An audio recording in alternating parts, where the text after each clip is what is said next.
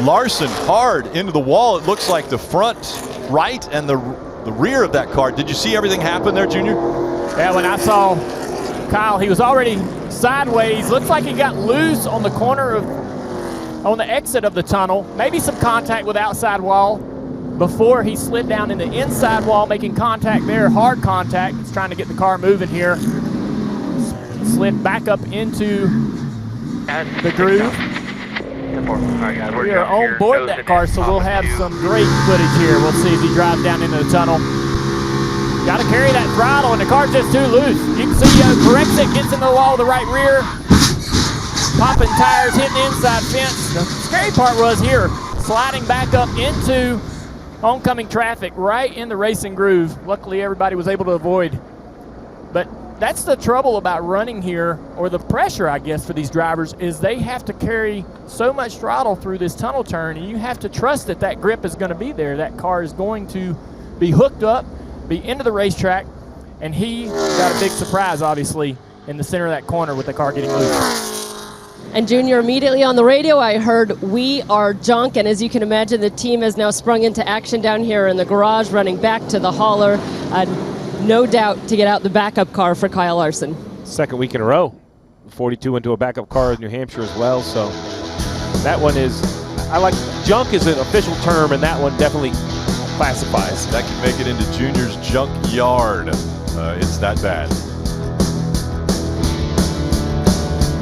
And Kyle Larson's just been released from the infield care center, and for starters, that was a hard hit. Kyle, how are you?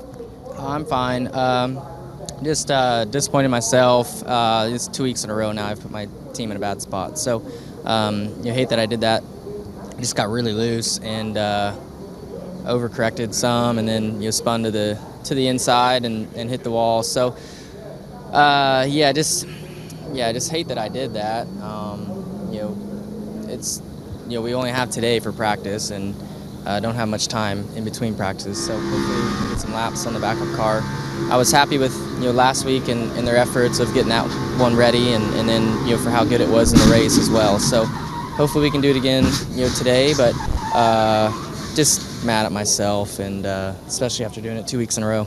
Yeah, Dale Jr. was having a look at it on replay. It looked like, did you bottom out there? Yeah, I mean, slightly.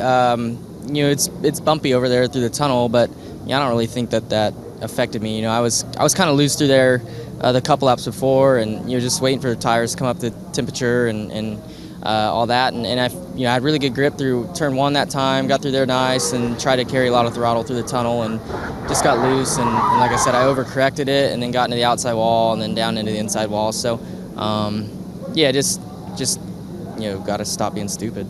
Kyle, thank you. Hey, Rick, if there's anything, we've seen Kyle Larson make his way from the back of the field to the front a number of times. He'll have to do it again tomorrow. We got a crash off of turn And the one. 9.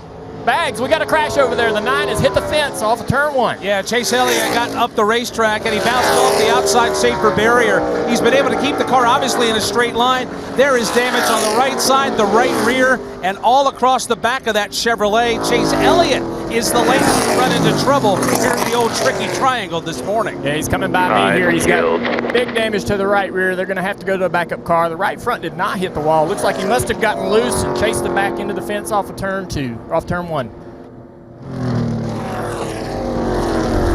Watching Chase Elliott coming through turn number 1. Again, he's been using the bottom of the racetrack, and it looks like he's back to full power right there on the yellow line of the apron, but then it looks like the car starts to take off, back end starts to kick out, and he's trying to hang on. The wall kept him from going around, but the problem with that is it broke his right rear, and then obviously some damage on the left front too, Junior. So amazing. These guys are having trouble, with these cars getting loose. And I think it just shows how treacherous and how out of the racetrack, how slick and hard these cars are to drive. We thought with the extra downforce throughout this season that the cars would be much more stable, but to make a fast car, it's going to have to drive bad. It's not going to be comfortable to go fast. And you can see another example of that right there. I think that's the point, Junior, is that the assumption is with lower horsepower and more downforce, they're easy to drive. But to make those cars go fast, you have to try to get them out of the air. You have to try to take that downforce away. You have to give stuff up. And that's going to make them drive bad again. So, we've seen over and over, and we've heard drivers talk about you have to be free. If you're tight, you're not going to make lap time.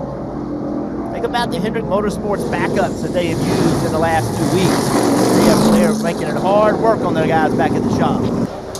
Welcome back to Pocono. The 9 crew hard at work preparing a backup car for Chase Elliott, and Chase has just been released from the infield care center. So Chase, what led up to that crash?